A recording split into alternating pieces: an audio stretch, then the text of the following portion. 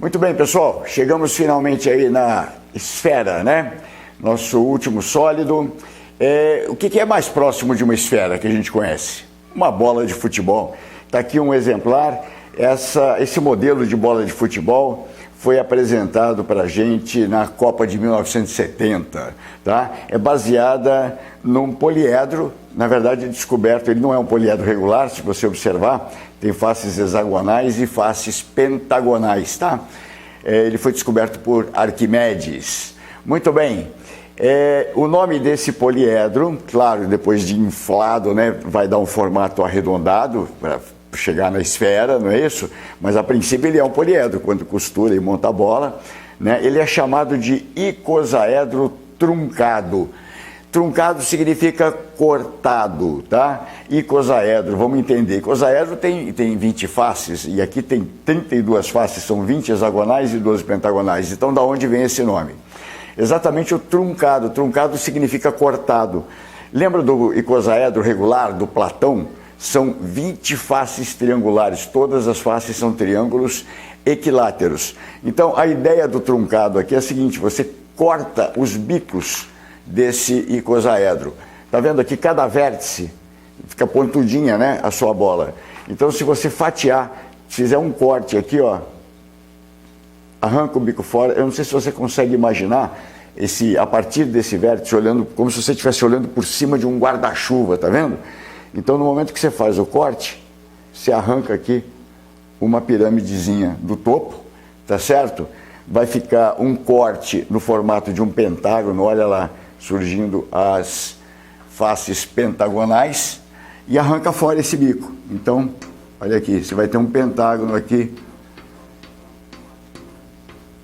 no lugar daquele vértice, tá bom? Se você fizer isso em cada um dos vértices, tá? Todos os vértices. Vou fazer mais um para você ver. Vamos tirar mais um.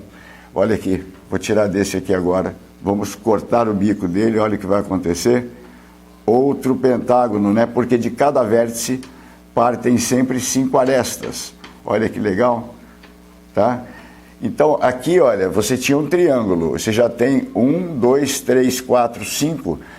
5 lados, né? Não é mais um triângulo, já é um pentágono. Quando fizer o corte aqui, tá? Você vai ter um hexágono em vez de triângulo, tá bom? E assim vão se formando, então, pentágonos e hexágonos até formar essa bola. Então, daí o nome icosaedro, porque vem do icosaedro, truncado, porque foi cortado. Tá legal? A gente vai usar essa figura aqui do icosaedro daqui a pouquinho nessa aula, tá bom? Então, vamos prosseguir. Agora, matematicamente, o que é a nossa esfera? Tá? Imagina, quando o professor faz a circunferência lá na lousa, você já deve ter visto ele usar lá um barbante, não é isso? Ele pega, fixa lá um ponto qualquer, não é assim? E aí ele faz a circunferência, são todos os pontos no plano, não é isso? Que são equidistantes do centro, de um ponto central. É a mesma coisa, só que no espaço. Repara que se eu fizer aqui, olha, fixar aqui, em vez de desenhar só os pontos agora que estão na lousa, né, da circunferência, eu posso desenhar esses aqui, olha, no espaço, tá? Para frente da lousa e para trás da lousa também. Conseguiu imaginar? Muito bem. Com isso eu vou estar riscando a superfície esférica. E entenda como esfera todo o conteúdo, toda a superfície, mais toda a região interior a essa superfície. Tá legal? Então, isto é esfera. Uma outra forma de você ver a esfera, ela também é um sólido de revolução. Você consegue obter a esfera, olha só, a partir de um eixo aqui, né, eu encosto um semicírculo e giro. Então, com esse giro, com essa revolução, eu crio a esfera também. Então, a esfera também é um sólido de revolução. Combinado? Tranquilo? Muito bem. Característica, então, do centro dela, a distância a qualquer ponto da superfície é sempre a mesma, chama-se raio da esfera. Muito bem, vamos prosseguir. O que vai nos interessar nesse sólido? Uma das primeiras coisas é a seção, quando a gente corta o sólido. Imagina uma laranja muito próxima de uma esfera, né? Pega uma laranja bem redondinha, você vai ter ali uma esfera, pega uma faca e faz um corte na laranja, tira aquela tampinha e olha. Você vai ver um círculo, você vai ver uma região circular. É isso que eu representei aqui, tá vendo? Um plano azul fatiou, tirou uma parte da esfera e você visualiza então a seção que é circular, é um círculo. Observa que quanto mais longe, né, do centro da esfera, esse plano, você vai cortar lá a sua laranja, menor é o círculo, tá certo? Então o raio desse círculo é menor do que o raio da esfera, né? O raio da esfera vai até a casquinha lá, tá vendo? Vai daqui até aqui, por exemplo, enquanto esse aqui vai ficando menor. À medida que você desce o plano de corte, quando passar do centro, os raios ficam iguais. E se continuar descendo, o raio da seção vai diminuir novamente. Tá bom? Entendeu a situação? Visualizou a figura no espaço? Legal, então você vai tirar daí uma relação importante. Reiterando o que eu falo todas as aulas de geometria espacial, se você domina a geometria plana, a geometria espacial fica fácil. É só enxergar. Visão espacial. Legal? Treinou a visão espacial? Olha só, você tem aqui do centro da esfera até o centro do círculo, onde cortou, tá certo? Você tem uma distância, essa distância muda, é o D, que eu chamei de D ali, laranja, tá vendo? Muito bem. À medida que essa distância sobe e desce, você vai tendo um triângulo aqui que é retângulo. Eu trouxe ele para cá, ó, onde aqui é o raio do círculo, do corte, da seção. Aqui é o raio da esfera, ó, vai até a casquinha da esfera, e aqui é a distância. E com isso você tira uma relação muito importante, lembrando do Pitágoras, né? Olha lá, raio da esfera ao quadrado é o raio da seção ao quadrado mais a distância ao quadrado. Lembrando que a distância é a distância do centro até o plano de corte, tá legal? Que vai dar o centro daquele círculo. Eu não vou fazer a demonstração aqui, ela é muito trabalhosa e você tem aí na internet inúmeras demonstrações, tá? Mas eu quero que você saiba que a fórmula não caiu do céu, então eu vou te dar o caminho para chegar na fórmula do volume, tá bom? Para isso, antes eu preciso que você tome conhecimento aqui de dois sólidos interessantíssimos, e são pouco usados, mas já vi de vez em quando aí no vestibular ou outro, até no Enem, por exemplo, eles falarem da clepsidra. O que é isso, gente? Clepsidra é um relógio antigo, era um relógio de água usado pelos egípcios. Agora você já conseguiu imaginar, né? Se você preferir uma ampulheta que você está acostumado a ver com areia, só que eles usavam um relógio d'água. Então, à medida que a água saía aqui, isso aqui é um cone de cabeça para baixo com um outro cone, né? Os vértices são comuns, por dentro tem um furinho. Então você enche de água aqui, à medida que a água vai descendo, o tempo vai passando, marca-se o tempo. Então era um relógio de água, tá bom? Isso que é uma clepsidra. Bom, para nós aqui na matemática, a clepsidra é um sólido, e é um sólido de revolução. Imagina aqui o eixo verde, né? Se eu pegar aqui uma reta, né? Na verdade um segmento, né? Porque eu vou ter as bases, e girar, eu vou girar formando um cone em cima e um cone embaixo, tá? Você pode imaginar só o cone de cima, ó, girando um triângulo, só o cone de baixo, ou já os dois juntos, que vai dar a tal da clepsidra, tá legal? Apresentado o sólido, muita calma que você vai precisar dele para chegar no volume da esfera. Mas, olha só, não é a clepsidra que vai dar certo, vai ser a anticlepsidra. Mas o que é isso? Vamos lá, que é fácil pra caramba. Só põe a visão espacial a todo vapor. Imagina um cilindro, tá legal? Cilindro, uma latinha lá de refri, ok. Arranca da parte de cima dele um cone, tá vendo? O vértice do cone está bem no meio aqui dele. Arranca o cone fora e arranca outro cone da parte de baixo. O que sobrou é a anticlepsidra, tá legal? Então veja, é a área externa aqui da clepsidra comparada ao cilindro. Se você puxar as linhas aqui, você teria um cilindro, não é isso? É essa área, né, que não está pintada. Aqui eu pintei de azul. Essa é a anticlepsidra. Se você ainda não conseguiu enxergar, e é difícil enxergar esse sólido, tá? Não é fácil de você visualizar, isso aqui talvez ajude. Ele também é um sólido de revolução. Como é que você pode obter a anticlepsidra? Repare, eu peguei aqui um triângulo, tá? Isósceles, na verdade, é a mesma coisa aqui, né? Que esse tamanho aqui do cone. Eu peguei um triângulo, tá? O vértice está no eixo e aí eu giro o triângulo. Então, observa que nessa região aqui, onde aqui eu tenho o triângulo, né? Tá vendo? Nessas regiões, não tem nada, então não vai se fazer nada. A região azul é que vai formar o sólido. E aí talvez fique mais fácil de você enxergar então a anticlepsidra. Tranquilo até aí? Apresentado a clepsidra e a anticlepsidra, tá bom? Agora eu preciso que você se esforce um pouquinho para lembrar do princípio de Cavalieri. Ele nos ajudou a chegar em volumes, né, de diversos sólidos. Então vamos lá, qual era o princípio? Você tem dois sólidos de mesma altura. Passa um plano, fez o corte. Se a área da secção deste aqui for igual à área da seção do outro, opa, e à medida que você muda a altura do plano, essas áreas continuam sendo iguais, sempre iguais, os volumes dos sólidos são iguais. Não importa o formato deles. Lembrou? Esse é o princípio de Cavalieri. E eis que, se você pegar um cilindro de altura 2 vezes o raio de uma esfera, então esfera de raio R, cilindro de raio R, então se você botar isso aqui numa mesa, a altura dos dois é igual. Tá legal? Esse cilindro, você arrancar os dois cones, ou seja, isso aqui na verdade não me interessa o cilindro, me interessa a anticlepsidra, né? Quando você corta com um plano aqui, paralelo à base do cilindro ou da anticlepsidra, quando você corta, na esfera você já sabe que vai dar um círculo aqui no corte. Legal? Na anticlepsidra, olha o que vai acontecer. Você vai ter uma coroa circular cortando. Observa que aqui você tem um buraco no meio. É ele aqui, ó. Quando você vai chegando perto do centro, né, esse buraco vai fechando, até que aqui vai ser um círculo completo. Mas à medida que vai subindo, o buraquinho vai aumentando até ficar aqui totalmente vazio, né? Essa região aqui é toda vazia, lá em cima no topo, tá?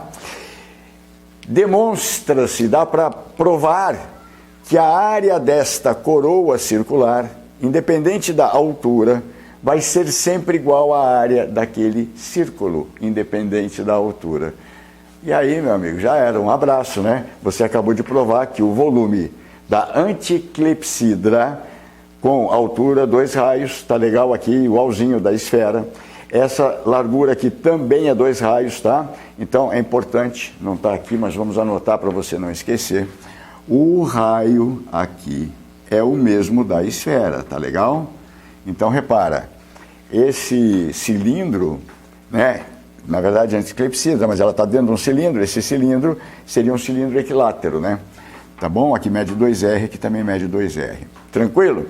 Então nessas condições as áreas são sempre iguais, o volume da esfera vai ser igual ao da anticlepsidra.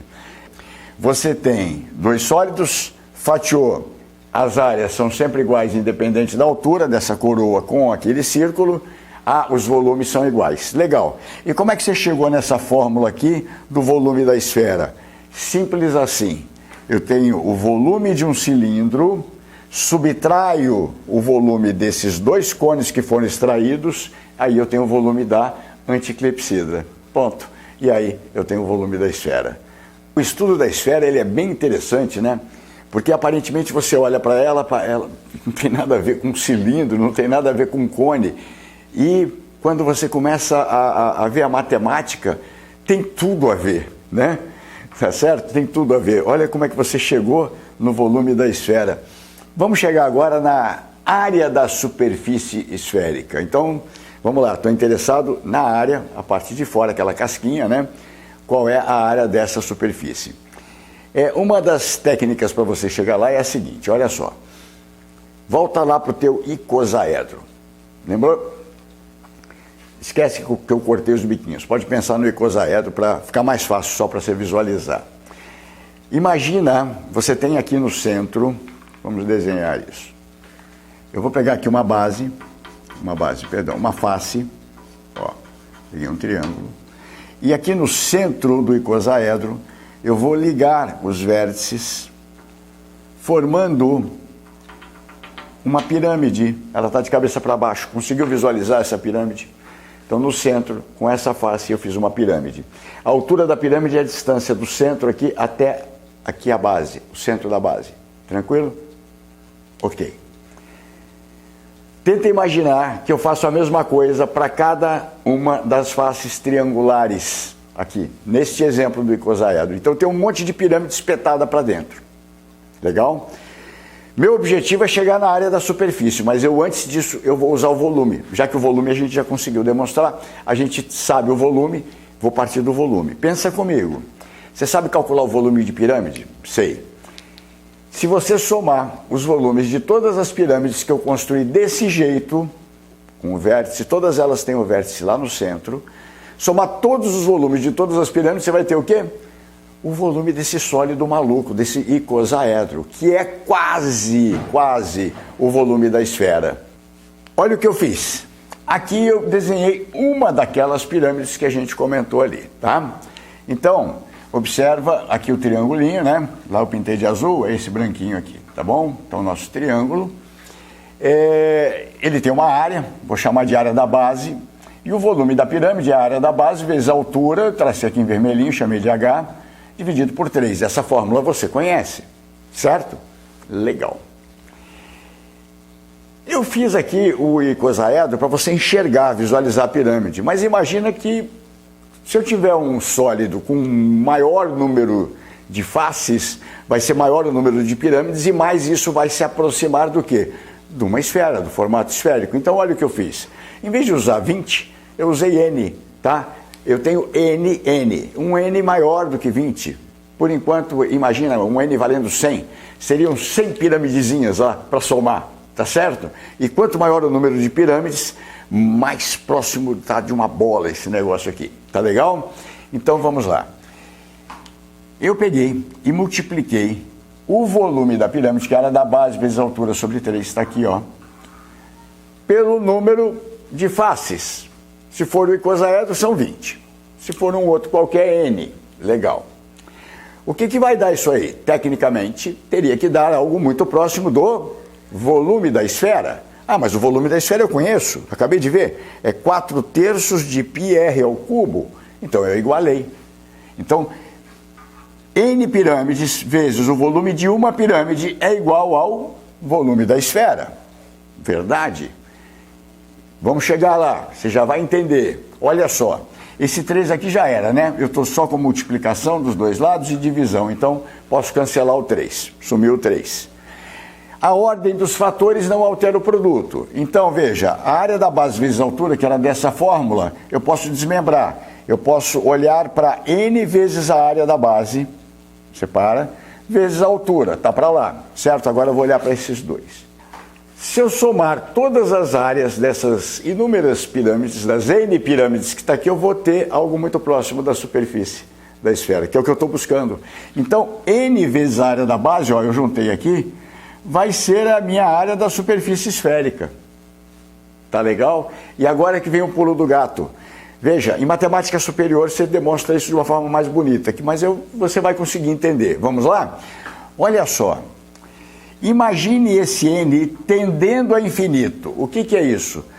Você imagina um sólido aqui, nós fizemos a princípio 20, né? 20 triângulos, 20 pirâmides. Imagina 100 pirâmides. Não, imagine 1000 pirâmides. As bases vão ser muito pequenininhas. Praticamente você não vai perceber que aquilo não é esférico. Então imagina 10.000 pirâmides. Não, faz o número de pirâmides tender a infinito, infinitas pirâmides. Tá legal? Vai ser tão pequenininha essa base, tão pequena, tão minúscula, que tá vendo essa altura H aqui? Ela vai ficar do tamanho dessas arestas, praticamente. Ela vai ficar do tamanho, sabe de quem? Do raio da esfera, entende? Então, quando o N tende a infinito, o número N vezes a área de uma base vai passar a ser a área da superfície esférica. E a nossa altura que estava ali passa a ser o próprio raio. Então eu vou ter que a área da superfície esférica vezes o raio é igual a 4π vezes o raio ao cubo. Mas eis que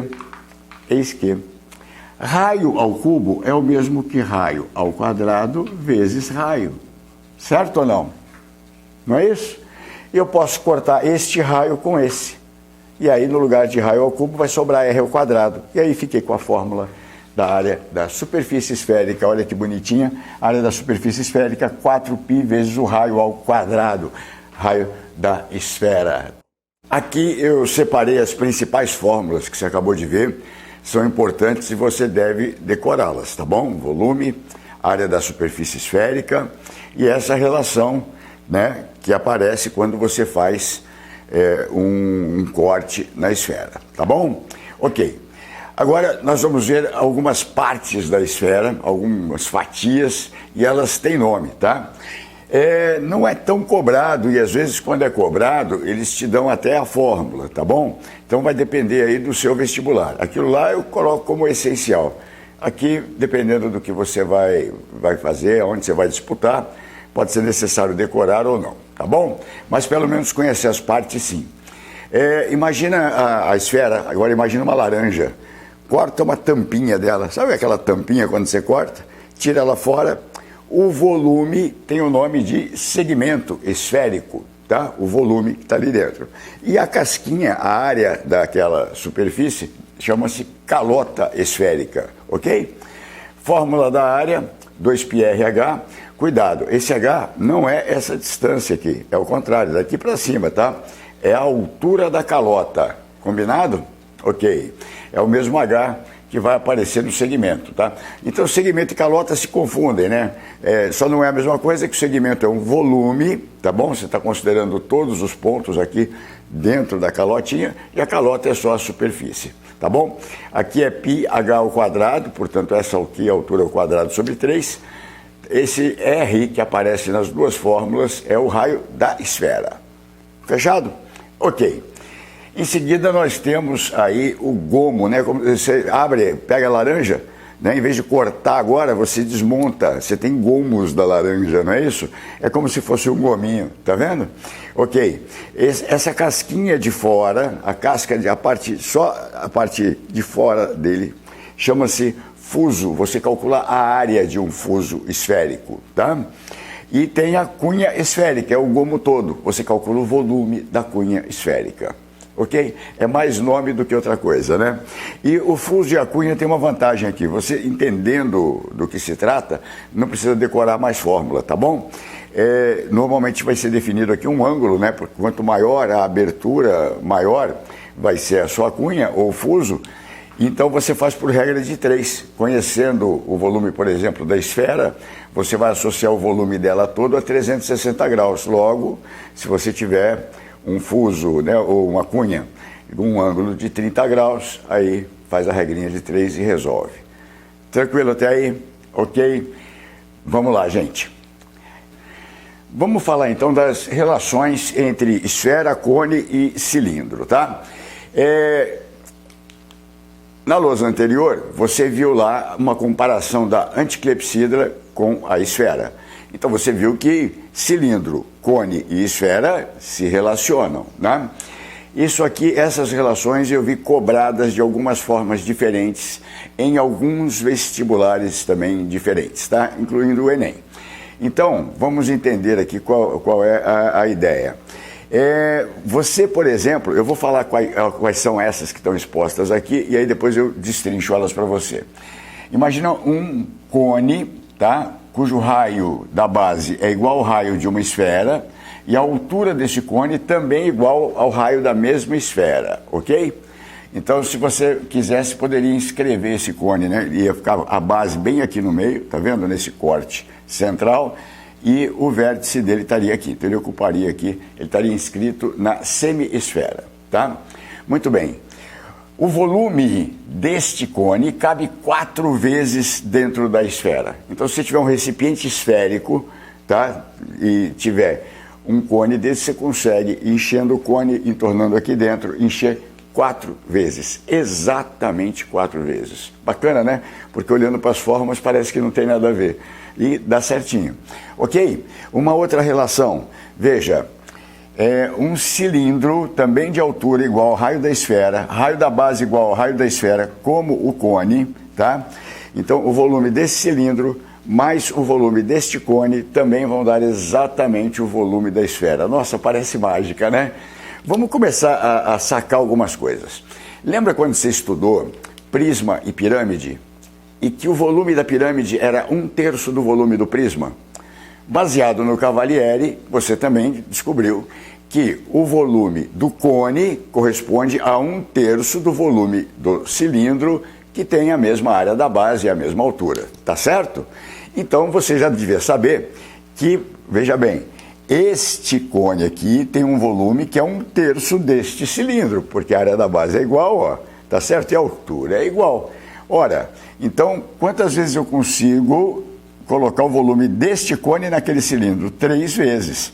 3 mais 1, 4. Olha as 4 vezes lá. Começou a ligar as coisas? Tá bom.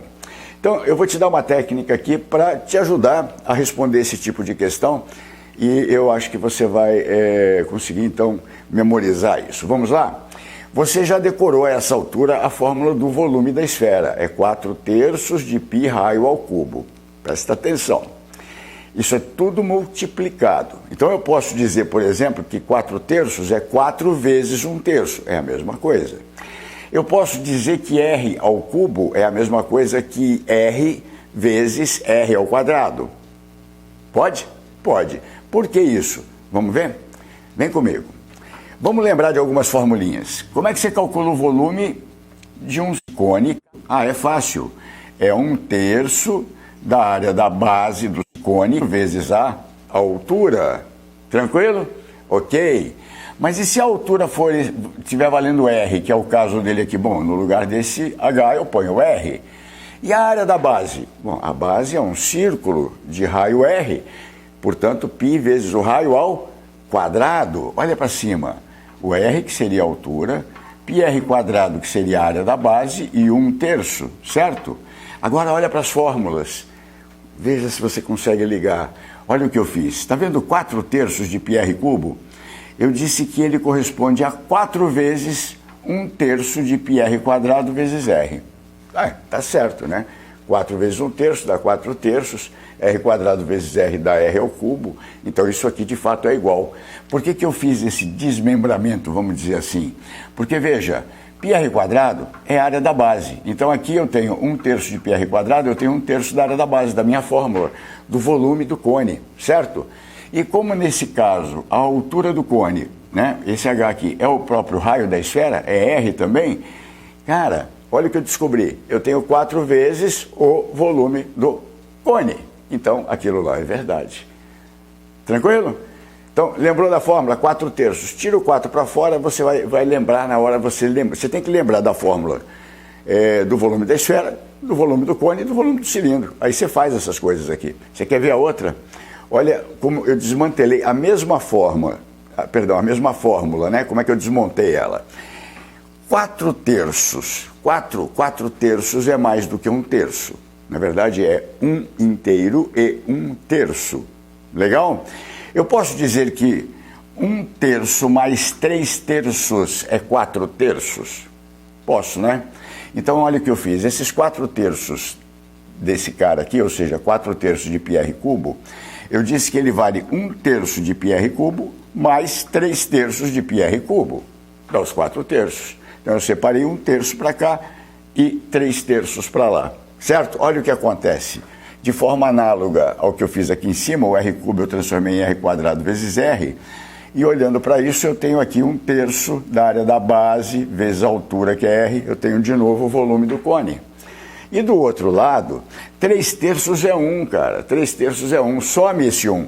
Eu fiquei com πr quadrado, área da base, vezes r, que é a altura. Então eu fiquei com o volume de um cilindro do lado de cá. Percebeu? Também de altura r.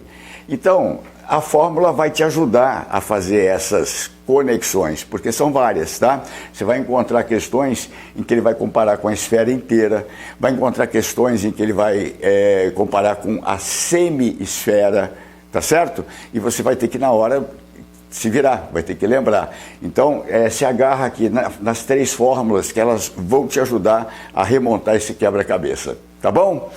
Então, com isso, a gente encerra a teoria sobre a esfera. Vamos fazer agora exercício, vamos praticar isso aí. Obrigado pela sua atenção, até a próxima aula.